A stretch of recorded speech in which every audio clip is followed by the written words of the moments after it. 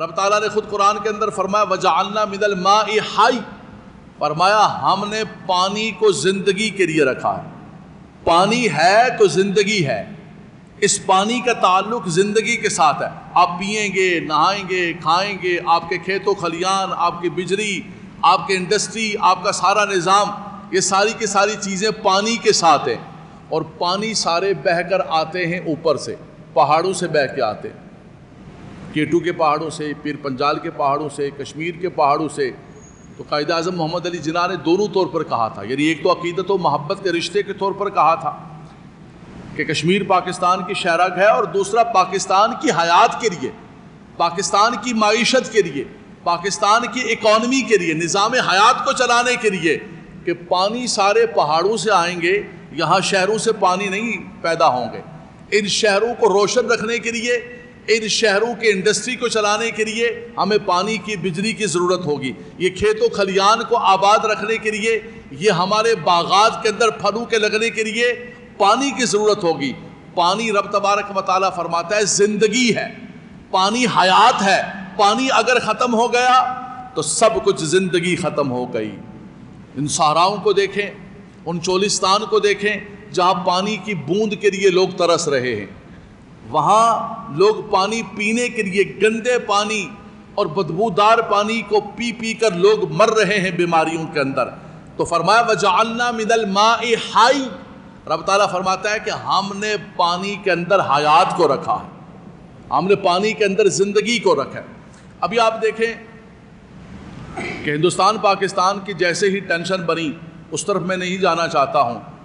ہمیشہ ہندوستان کا یہ رہا ہے کہ کوئی اچانک کوئی ڈرامہ کرواتا ہے، اور ڈرامہ کرا کے، اور وہ ابھی تک کوئی تحقیقات نہیں ہوتی ہے، کوئی سسٹم نہیں ہوتا ہے. ہر 3 منٹ کے بعد جو ہے ہندوستان کے اندر ایک آدمی قتل ہوتا ہے. ان قاتلوں کو تو ابھی تک تم نے نہیں پکڑا ہے، ان قاتلوں کے بارے میں تو تمہاری انویسٹیگیشن اور تمہاری تحقیقات کا کچھ پتہ نہیں ہے. لیکن ابھی جو ہے پہلگام کے اندر حملہ ہی ہوا ہے، اس سے پہلے لگتا ہے کہ خبریں بھی تیار تھیں، اسٹیٹمنٹ بھی تیار تھے، سب کو سب تیار تھا کہ یہ پاکستان نے کرایا. سیدھا نہ کوئی تحقیقات. اسی طرح پلوامہ کے اندر انہوں نے کیا تھا، پاکستان پر حملہ کیا، پاکستان کے حدود کی خلاف ورزی کی، اور اللہ تبارک و تعالیٰ نے ہمارے شاہینوں کو ہمت عطا فرمائی اور ان کے تکبر و غرور کو زمین پر اتارا، بلکہ ان کے ایک کارٹون کو پکڑ کے اپنے گھر کے اندر بھی لے کر آگے دنیا کو دکھایا کہ یہ ہے ہماری قوت و طاقت. ہم اس وقت اپنے گھر کے اندر ایک انتشار کا شکار ہیں، افتراق کا شکار ہیں. سیاسی طور پر دیکھیں آپ، لوگوں کو بے وقوف بنایا ہوا، لوگوں کے اندر عجیب و غریب قسم کے ان کو آپس میں، یعنی ایک خاندان، ایک قبیلے، ایک محلے، ایک شہر کے بچے ہیں، وہ سوشل میڈیا پر ایک دوسرے کو گالی دے رہے ہیں، ایک دوسرے کی ماں کو گالی دے رہے ہیں، ایک دوسرے کے باپ کو گالی دے رہے ہیں. کس بنیاد پر؟ ان سیاستدانوں کے بنیاد. زندہ باد مرد آباد، میرا قائد زندہ باد، تیرا قائد مرد آباد، فلانا ٹمکانا. کل پرسوں کسی بچے نے مجھے پوسٹ بھیجی، میرے اپنے قبیلے اور میرے اپنے خاندان کے 2 فرد کی شادی ہوئی، تو مجھے خاندان کے کسی بچے نے پوسٹ بھیجی، بولا علامہ صاحب یہ دیکھیں، آپ ان سیاستدانوں کا حال دیکھیں اور ہمارا اپنا حال دیکھیں. ہمارے اپنے قبیلے والے لڑ رہے ہوتے ہیں ان پارٹیوں کے چکر میں. تو ایک قبیلے کے بچے نے بھیجی کہ قمرالزمان قاہرہ گجر بھی ہے اور چیچی بھی ہے، ایک ویریو فیملی ہے سیالکوٹ کے اندر، وہ بھی گجر ہیں، ایک پکے مسلم لیگ نون کے، ایک پکے خاندانی پیپلز پارٹی کے.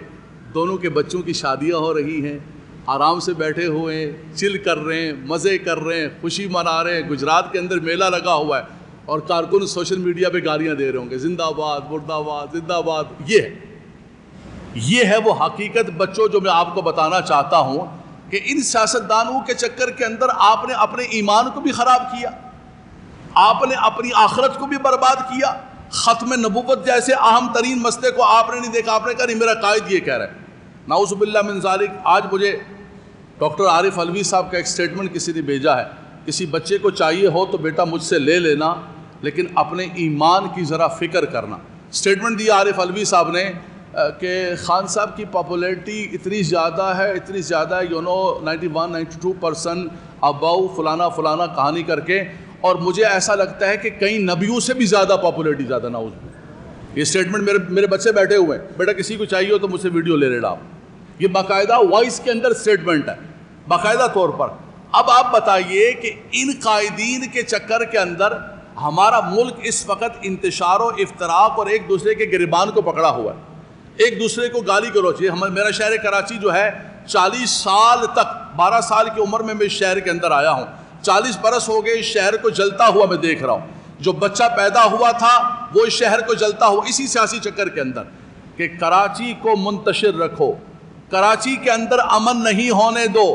یہ پاکستان کا 60% ریونیو دیتا ہے، اس میں سکون آ گیا، اس میں اگر آرام آ گیا، اس میں اگر امن آ گیا. ربی جعل ھذا بلدا آمنا وارزق اہلہ من الثمرات. اللہ کے خلیل نے پہلی دعا یہ مانگی تھی کہ خدایا میرے شہر کو امن دے دینا اور پھر روزی دے دینا. تو فرمایا روزی کے دروازے کھلیں گے، کام کے دروازے کھلیں گے، پورا پاکستان جو ہے وہ چلے گا. اس کو ڈسٹرب کرو. معدنیات ہے بلوچستان کے اندر، بلوچستان کو ڈسٹرب کرو. ہر وہ چیز جو پاکستان کو ترقی اور پاکستان کو پروان چڑھانے والی ہے اس کو تباہ و برباد کرو. اور کرو کیا؟ ان نوجوان بچوں کے ذہنوں کو خراب کر دو، منتشر لڑا دو ان کو کام ہی رات دن سوشل میڈیا پر بیٹھ کے گالیاں دے رہے، زندہ آباد مرد آباد فلانا ٹمکانا. نہ کوئی کام، نہ کوئی کاج، نہ کوئی کمائی، نہ ماں باپ کی خدمت، نہ اپنی فیملی کے ہیلپ. لگے ہوئے ان پارٹیوں کے اندر، ان سیاستدانوں کے اندر، فلاں کے اندر، ٹمکان کے اندر. اللہ اکبر. اس کا نتیجہ کیا نکلا کہ ہمارے میرپور کشمیر سے، کوٹلی سے لوگ گئے ہوئے ہیں برطانیہ کے اندر، 1960 سے گئے ہوئے ہیں. مفتی صاحب کے ساتھ لندن میں ایک پروگرام میں تھا، لگے ہوئے یہی پارٹیاں وہاں بھی لگی ہوئی لندن کے اندر. تو مفتی صاحب نے کہا خدا کے بندو تمہیں یہاں پر بھی آ کر بوری کے اندر یہی فتنوں کو اٹھا کے لائے ہو اور یہاں پر بھی آ کے وہی کر رہے ہو، فلانا مرد آباد فلانا زندہ باد. اور کہا کہ انڈین کمیونٹی یہاں پر آئی ہے، یہاں کی مقامی سیاست کے اندر انہوں نے ترقی کی ہے. تو اس زمانے کے اندر رشی سونک جو ہے وہاں کا وزیر اعظم تھا. کہا ہندو وزیر اعظم بنا ہوا ہے اور تم پاکستانی لیڈروں کے جھنڈے اٹھا اٹھا کے لندن کے اندر بھی گھوم رہے ہو. تمہیں سیاست کرنی ہے تو یہاں کی لوکل سیاست کے اندر کھڑے ہو اور اپنی کمیونٹی کو اور پاکستان کے نام کو روشن کرو. لیکن نہیں، تم نے کیا کرنا ہے. اس کا تو انڈیا کا تو ہمیشہ طریقہ کار رہا ہے، انہوں نے پاکستان کے اوپر الزام لگانا ہے. لیکن آخری بات جو میں کہہ رہا ہوں، جو میں نے قرآن مجید فرقان حمید کی آیت کریمہ پڑھی، ایک تو یہ ہے کہ مودی، نتن یاہو اور ٹرمپ یہ ایک ٹریکہ بنا ہوا، یہ یہود و نصارہ کا ایک ٹریکہ بن کر پاکستان کو تباہ و برباد کرنا. جیسے عراق کو تباہ کیا، جیسے شام کو تباہ کیا، جیسے لیبیا کو تباہ کیا، برما کو تباہ کیا. انڈیا کا مسلمان آج آپ دیکھیں کہ وقف کا قانون لے کر آئے ہیں. آپ کو تو ہوش ہی نہیں کہ برابر میں کیا ہو رہا ہے. کوئی مسجد، کوئی مدرسہ، کوئی خانقاہ، کوئی کچھ بھی ہے، کوئی کچھ نہیں ہے، سب ریاست کی ہے. ریاست چاہے تو وہاں لا کے بھگوان بدھ کو بٹھا دے. بولا بھائی ٹھیک ہے ہمارا وقف کا ہے، ہم جو مرضی کریں، یہاں پر پوجا بھی ہوگی یا نماز بھی ہوگی، ہماری مرضی ہے، یا تمہارے بزرگوں کا مزار بھی ہے، یا ہمارا یہ مندر بھی چلتا رہے گا.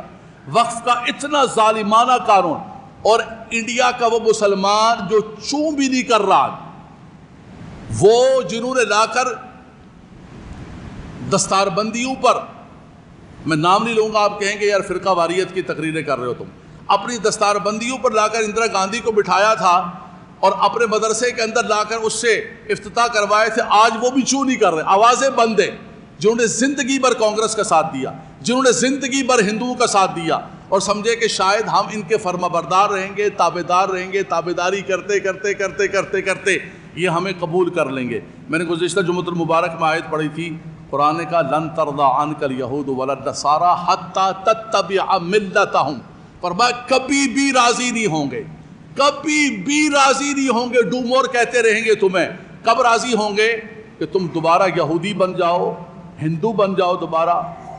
اور فرمایا کہ ان کی ملت کے اندر جب تک گم نہ ہو جاؤ اس وقت تک راضی نہیں ہوں گے. اللہ اکبر.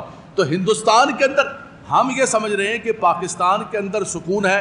حضرات گرامی، یہ جو آج بچوں کو خراب کیا جا رہا ہے، آج یہ ہماری نیو جنریشن کو جو برباد کیا جا رہا ہے، آج ہماری معیشت کو یہ جو برباد کیا جا رہا ہے، آپ کیا سمجھ رہے ہیں؟ یہ اسی کی طرف قدم ہے کہ ان کو بالکل ان کا ایک ایک لقمہ چھین لو ان سے. نہ بجٹ آپ کا بن سکتا ہے، نہ ٹیکس آپ لگا سکتے ہیں، نہ ٹیکس کو کم کر سکتے ہیں، نہ پراپرٹی پر ٹیکس کو کم کر سکتے ہیں. آپ کچھ کر ہی نہیں سکتے. آپ صرف جو ہے یہاں پر بیٹھیں سارے حکم نامے. یہ کیسے ہوا کہ ہماری معیشت بالکل کمزور سے کمزور ہوتی چلی گئی. ہمارا نوجوان کمزور سے کمزور ہوتا چلا جا رہا ہے. اب انہوں نے کیا کیا لاسٹ کے اندر، یہ آج کی بات نہیں، کل پہلگام ہوا، آج انہوں نے کہا کہ ہم سندھ طاس جو معاہدہ ہے پانی کا ہم اس کو معطل کرتے ہیں۔ 1960 کے اندر جو معاہدہ ہوا، یہ جو پاکستان کے سارے 80% جو کھیت کھلیان ہیں جہاں سے ہمارا اناج آتا ہے، یہ جو ہم آم کھاتے ہیں، فروٹس کھاتے ہیں، یہ سارے کے سارا پورے کا پورا سندھ، پنجاب اور سارا یہ زیادہ جو پانی ہے یہ دریائے چناب سے، دریائے جہلم سے آتا ہے۔ اور ہماری جو بجلی بنتی ہے، ہماری بجلی سے جو ملیں چلتی ہیں، ہمارے جو شہر روشن ہیں، اور انہوں نے کہا کہ 2 چیزیں ہوتی ہیں، ان کی معیشت کو کاٹو اور دوسرا ان کی معیشت کو کاٹنے کے لیے ان کے پانی کو کاٹو۔ رب تعالیٰ نے تبھی فرمایا وَجَعَلْنَا مِنَ الْمَاءِ حَيٌّ، فرمایا کہ ہم نے پانی کے اندر تمہاری حیات کو رکھا ہے۔ انہوں نے کہا کہ ان کی حیات کو کاٹ دو، ان کی گردن پہ پاؤں رکھو۔